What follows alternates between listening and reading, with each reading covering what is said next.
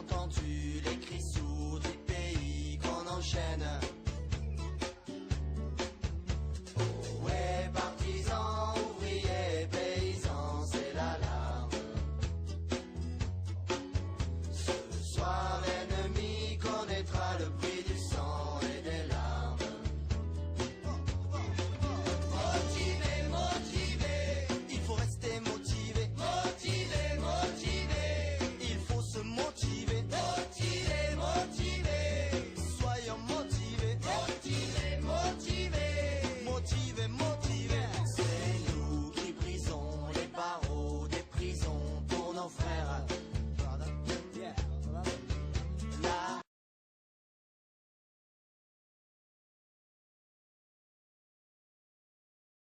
Je suis sûre que Thierry Lepant m'en voudra pas. J'invite Thierry Lepant donc à venir nous rejoindre, secrétaire général de la CGT, pour son discours de clôture. Merci.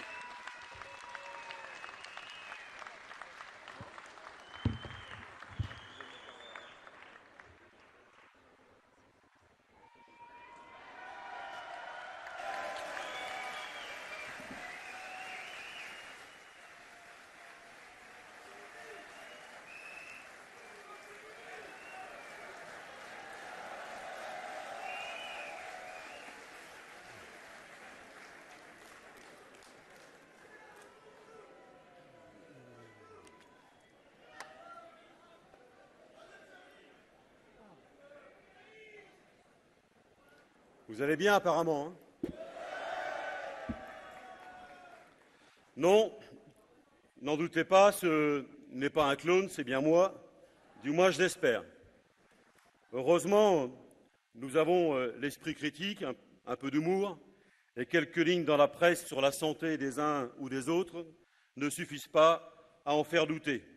Je me permets d'ajouter que je ne suis même pas désolé d'en décevoir certains, surtout lorsque cela s'ajoute au plaisir que nous avons d'être ensemble. Alors bonjour à vous toutes et à vous tous, bonjour aux camarades parisiens et un salut fraternel aux camarades d'Île-de-France, aux camarades d'Alsace, aux camarades du centre, aux camarades de Champagne-Ardenne, aux camarades de Lorraine, aux camarades du Nord-Pas-de-Calais, aux camarades de Picardie, et j'ai gardé le meilleur pour la fin aux camarades de Normandie.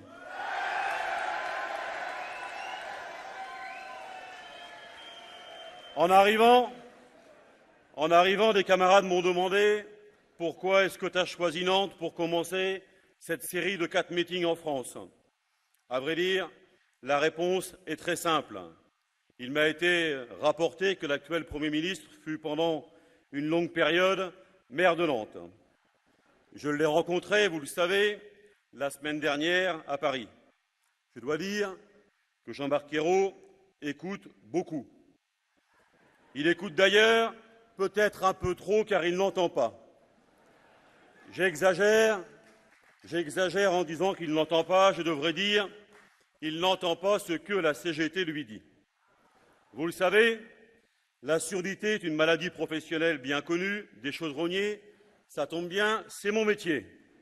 Je me suis donc intéressé au phénomène Ayrault. Le cas, je dois dire, est étrange. En général, les deux oreilles sont atteintes, même si c'est inégalement. Eh bien, dans ce cas précis, seule une oreille est atteinte, la gauche, m'a-t-on dit.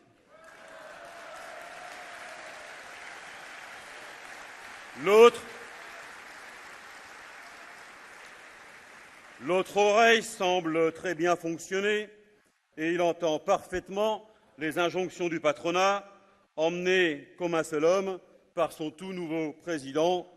Vous le savez, le fils de Yvon, il se nomme Pierre Gattaz. Il y avait l'homme qui murmurait à l'oreille des chevaux. Il y a maintenant l'homme qui parle à l'oreille des ministres du gouvernement et en apportant, vous l'avez vu comme moi, à Bercy, si besoin, quelques croissants. De plus, les problèmes d'audition font souvent perdre l'équilibre. C'est tout le gouvernement qui n'a plus, en ce moment, le sens des équilibres. l'ensemble penche manifestement d'un certain côté. Vous avez deviné lequel, je pense. J'ai donc voulu aller à Nantes interpeller le Premier ministre dans d'autres conditions et tenter de lui faire entendre la voix des salariés.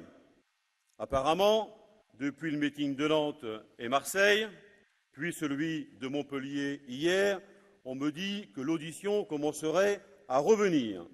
Nous sommes donc sur la bonne voie. Il aura bientôt l'occasion de nous entendre plus fort, tous ensemble, pour un 10 septembre d'action, de grève et de manifestation.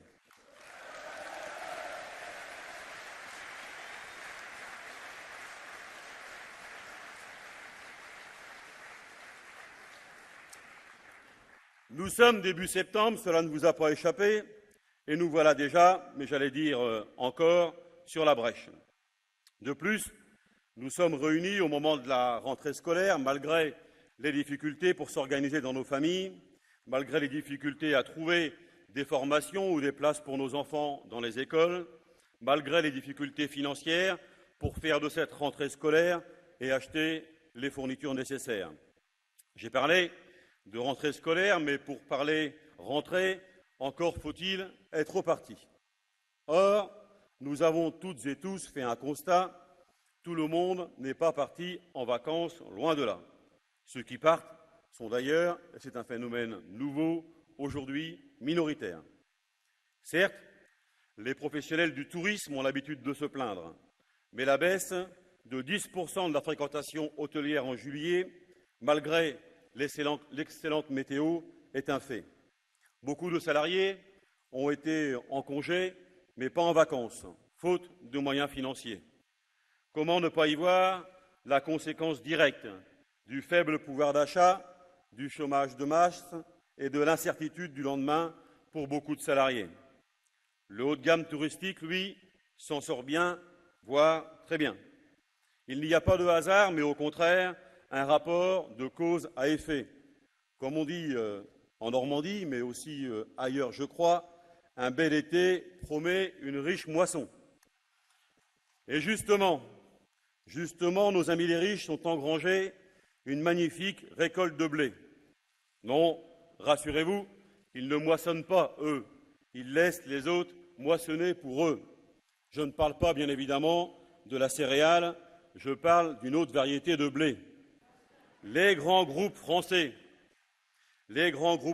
ont pour la plupart publié leurs résultats semestriels. Les entreprises du CAC 40 français se portent très bien, avec des résultats quelquefois spectaculaires. C'est toujours plus haut. Le Crédit Agricole, par exemple, a vu son bénéfice net progresser de 217%. Les résultats des grandes banques ont même surpris les analystes. Globalement, beaucoup d'entre eux misent sur 80 milliards d'euros de profit en 2013 pour les entreprises du CAC 40. C'est la promesse de jolies distributions de dividendes.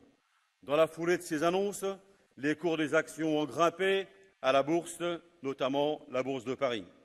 Le CAC 40 peut se flatter de dépasser le seuil des 4000 points. Par contre, pour ces poids lourds, la priorité n'est pas à l'investissement, à la croissance, mais à l'augmentation des marges pour rémunérer leurs actionnaires. Cela explique, en partie, que la fortune des 500 premières familles de France a progressé de presque 25% sur une année. Le magazine Challenge, qui n'est pas mon magazine préféré, cite d'ailleurs 59 milliards entre juillet 2012 et juillet 2013. Et on cherche, je vous le rappelle, 7 milliards d'euros pour les retraites d'ici 2020 et 18 milliards pour l'assurance chômage fin 2013. Qui peut penser d'ailleurs que c'est le résultat de leur travail acharné, harassant même. Mais alors, si ce n'est pas le résultat de leur travail, d'où vient cet argent? Il vient nécessairement d'ailleurs, mais d'où? T'as raison, mon camarade. J'ai envoyé qui me faisait signe, mais tu l'as dit et tu as eu raison. Cet argent, il provient de notre travail. C'est nous qui avons créé cette richesse qui nous échappe et qu'il s'accapare. Et oui, si beaucoup de salariés ne sont pas partis, la CGT n'a pas d'avantage. Vous le savez, là aussi, vous en êtes les acteurs. Quittez le terrain.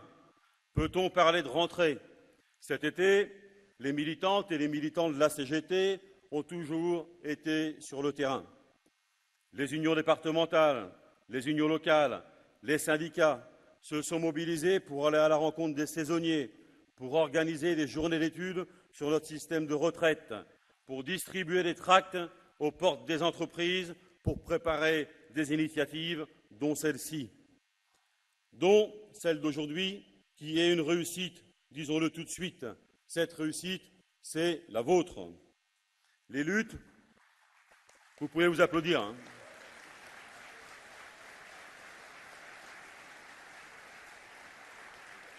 Les luttes ont été nombreuses dans les secteurs les plus divers, dans la pharmacie, la métallurgie, l'agroalimentaire, la poste, les banques, le livre, les hôpitaux, et avec des catégories les plus diverses de salariés, des chercheurs, des cadres, des ouvriers, des employés, des techniciens. Les salariés de l'Hôtel-Dieu à Paris, des urgences à Pont-à-Mousson, du centre gériatrique Paul Doumer, de Clesta, de Gost, de PSA, de Renault, de la Française Mécanique, de Natixis et de tant d'autres entreprises en savent quelque chose, eux qui ont dû se mobiliser à nouveau durant l'été. Les témoignages entendus tout à l'heure en parlent mieux que tout autre discours. La crise et l'austérité remettent au centre des préoccupations les salaires, les conditions de travail, le temps de travail et son amplitude, la question de la mobilité interne. Le patronat veut l'adaptation des salariés au rythme et volume de production. Il a déjà obtenu beaucoup, mais comme d'habitude, il en veut toujours plus. Il y a des exemples. Messieurs les Anglais ont tiré les premiers. En Angleterre, il y a déjà 1 million de salariés avec des contrats de travail 0 heure, c'est-à-dire aucune heure inscrite sur le contrat de travail. Il faut venir travailler quand les patrons appellent, quand le patron en a besoin. Nous avons dans notre pays des accords de flexibilité que voudraient nous faire signer les directions d'entreprise qui ont aussi mobilisé les salariés et les syndicats cet été à STX. Je les ai rencontrés à Saint-Nazaire, comme à Drouvin ou chez Asco Métal. Ils s'appellent accords de compétitivité. Accord de compétitivité emploi. Maintenant, accord de maintien dans l'emploi. Nombre d'accords de ce type ont déjà été signés. D'autres sont rejetés par les salariés et leur organisation syndicale, souvent dans l'unité. D'autres sont en cours de négociation ou à venir dans les entreprises. Le patronat, partout, fait le chantage à la pérennité des sites et de l'emploi. Les pouvoirs publics exercent aussi quelquefois une pression inadmissible sur nos militants, sur les syndicats, notamment les préfets en territoire.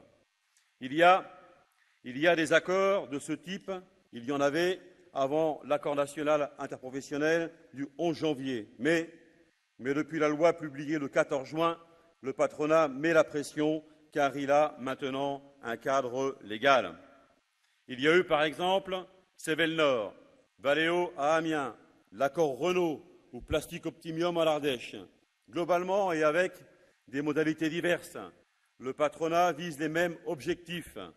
Faire travailler davantage les salariés pour le même salaire, geler et diminuer de fait la rémunération du travail, adapter les horaires et le temps de travail aux commandes, permettre la mobilité interne, accentuer la flexibilité. En réalité, mes chers camarades, l'ensemble a un nom, c'est l'exploitation de la force de travail.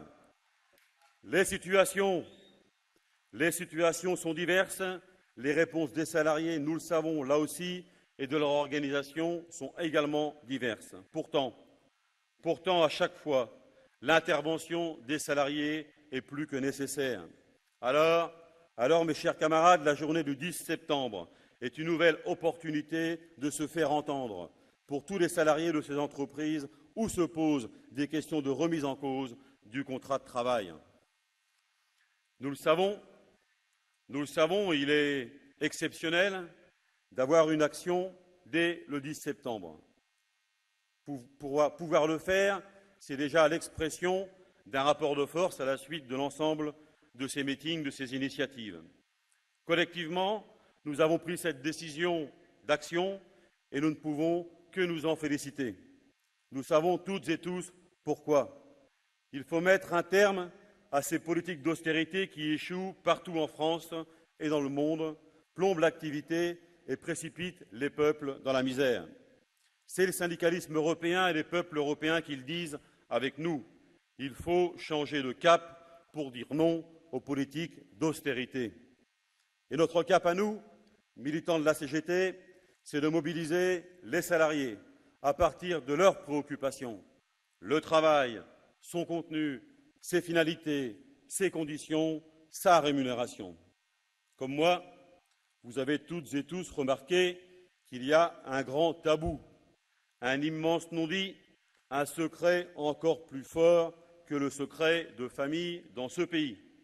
Ce mystère a un nom, il s'appelle nos salaires. Des salaires que le gouvernement n'a pas jugé utile de faire figurer à l'ordre du jour de la conférence sociale en juin dernier. Une conférence que l'on dit sociale sans mettre la question des salaires à l'ordre du jour, il fallait oser. Oui, aussi incroyable et invraisemblable que cela puisse paraître, ils l'ont fait. Eh bien, à la CGT, ensemble, faisons l'inverse sur cette question centrale. Ils veulent le silence, alors faisons du bruit le 10 septembre prochain, qu'ils augmentent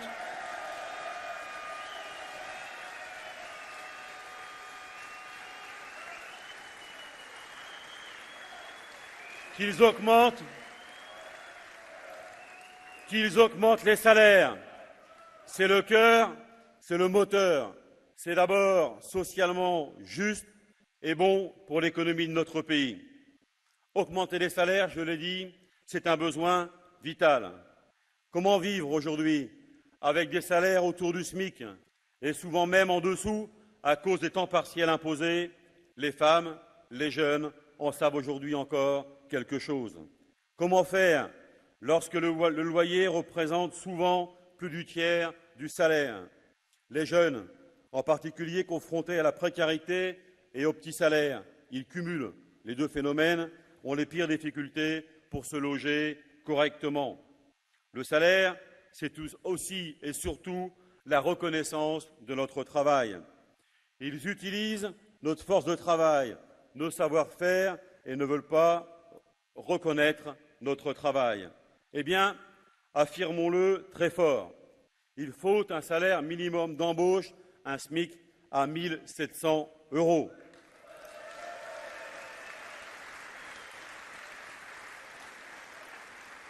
À partir de ce salaire minimum d'embauche, pour un salarié sans qualification, reconstruisons partout, dans toutes les professions, des grilles salariales qui tiennent compte des qualifications.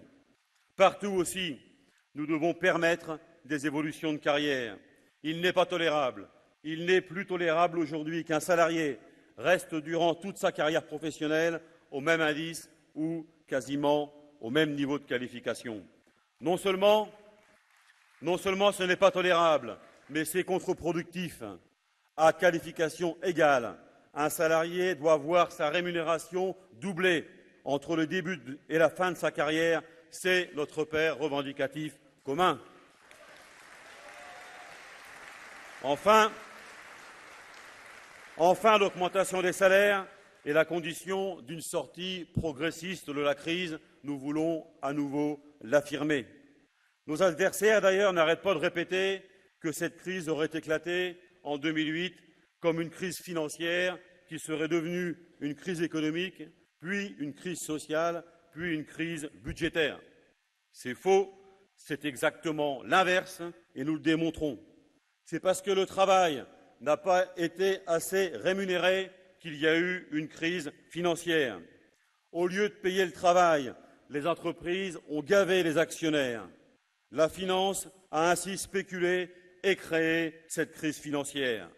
La sortie progressiste de crise ne peut passer que par la revalorisation du travail et pour cela, il faut d'abord et surtout augmenter les salaires.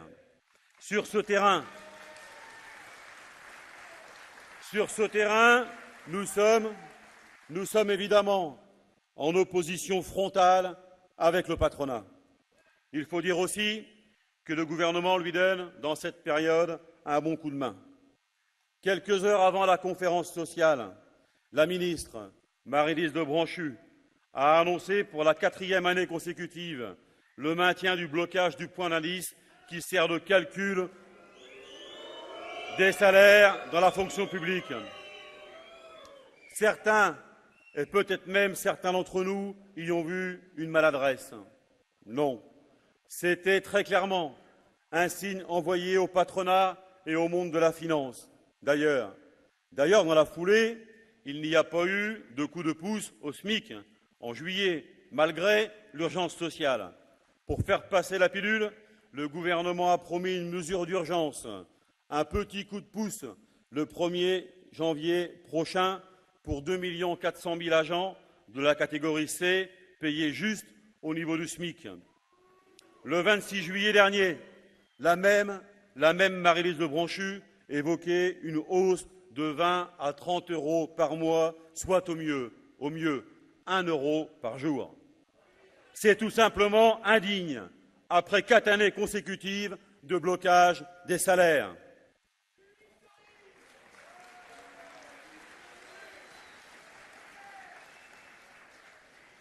Il y a 6 mois, je le rappelais un instant à la conférence de presse, j'ai interpellé le président de la République pour qu'il y ait un débat en France sur la façon dont sont réparties les richesses produites par le travail. Il nous a, c'est le moins qu'on puisse dire, renvoyés dans nos cordes. Et il a suffi que Gattaz le demande à l'université d'été du MEDEF pour que le ministre de l'Économie et des Finances lui promette une concertation, c'est décidément un mot très à la mode, sur la baisse du coût du travail, c'est-à-dire sur la baisse de nos salaires. Mais il va bien falloir dans ce pays parler des questions essentielles avec ou sans Gattaz. Quelle part va la rémunération du travail dans sa globalité, y compris la protection sociale? Quelle part va à la rémunération du capital? Quelle part va à l'investissement productif? Nous le voyons bien, le rapport de force qui nous oppose au patronat. Pour le contrer, pour l'enfoncer, il faut l'unité du salariat et de ses organisations syndicales. Elle est aujourd'hui indispensable. Aucune organisation syndicale ne peut prétendre à elle seule défendre les intérêts des salariés. L'unité syndicale est difficile, c'est, nous le savons aussi, les plus anciens d'entre nous le savent encore mieux que nous, un combat permanent. Nos conceptions, nos pratiques, nos histoires sont différentes. Il demeure que les salariés veulent l'unité, les luttes menées cet été nous le prouvent encore. Regardez encore Pierre Gattaz, élu à la tête du MEDEF début juillet.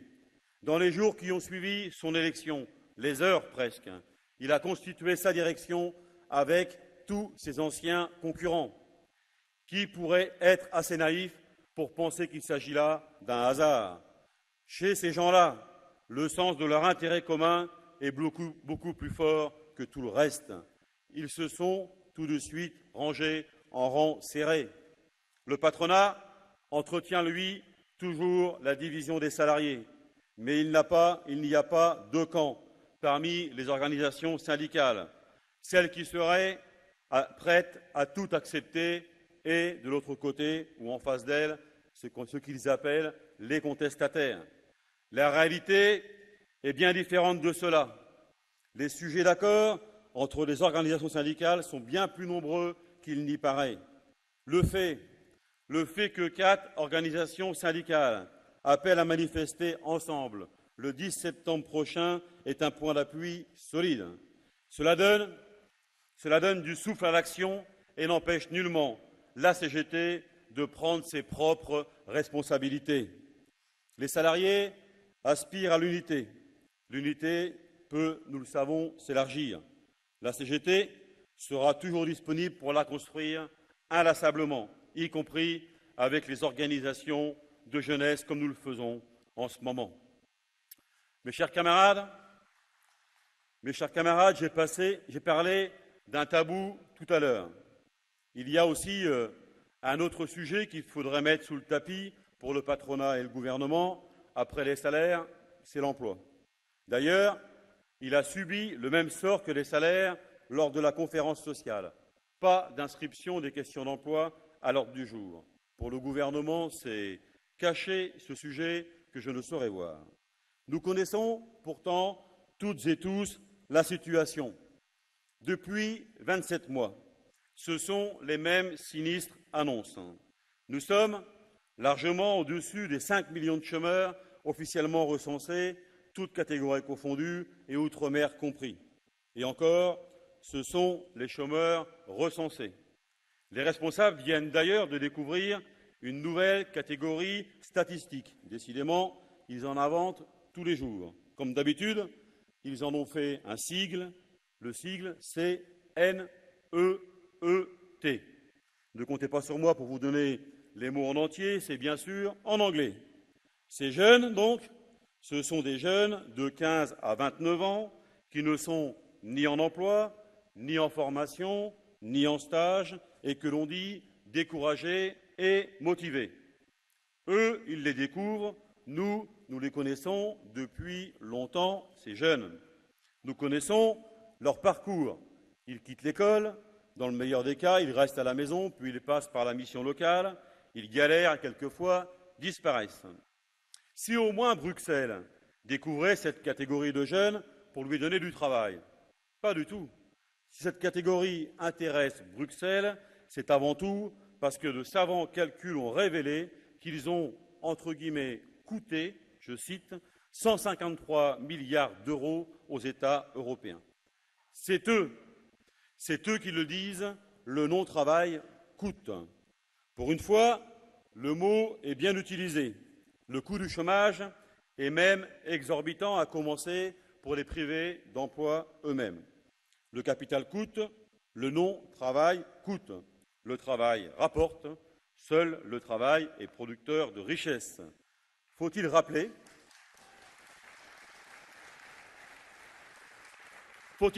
que s'il y a du chômage, c'est qu'il n'y a pas assez d'emplois. Alors, agissons sur l'emploi, sur la création d'emplois stables et de qualité. Une politique de l'emploi n'est pas une politique d'accompagnement du chômage. C'est une évidence, mais cela fait toute la différence dans les politiques suivies ou à suivre. 27 800 emplois ont encore été détruits dans le secteur marchand non agricole durant le deuxième trimestre 2013. Il avait déjà diminué de 8 300 au premier trimestre. L'emploi a diminué dans tous les secteurs, dans l'industrie, dans la construction et dans le tertiaire. Concrètement, ce sont donc moins de salariés qui sont au travail. C'est aussi de la richesse qui n'est pas créée, des cotisations qui ne rentrent pas et des chômeurs supplémentaires.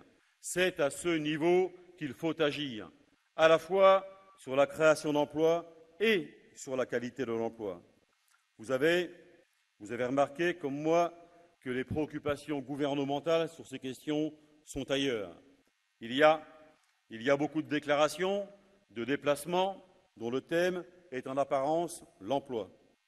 Mais le véritable sujet pour le gouvernement, c'est la recherche, un peu pathétique d'ailleurs, d'une diminution des chiffres du chômage.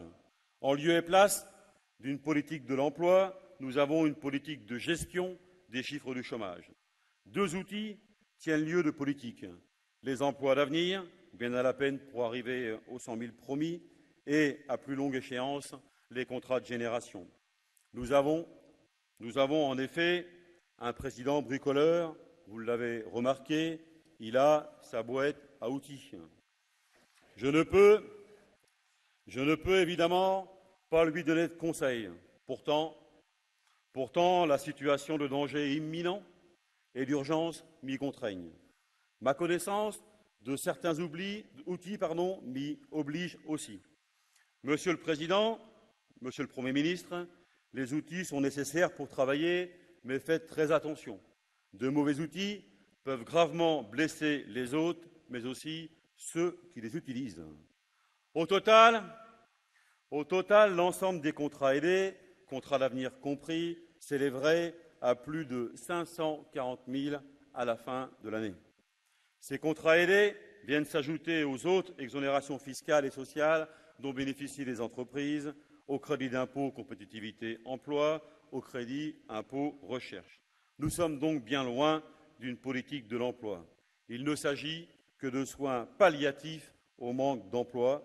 C'est beaucoup mieux, bien évidemment, que rien pour les personnes, mais c'est toujours la précarité et de très faibles salaires. Disons-le franchement, les emplois d'avenir ne peuvent pas être l'avenir de la jeunesse. Nous voulons vivre dignement.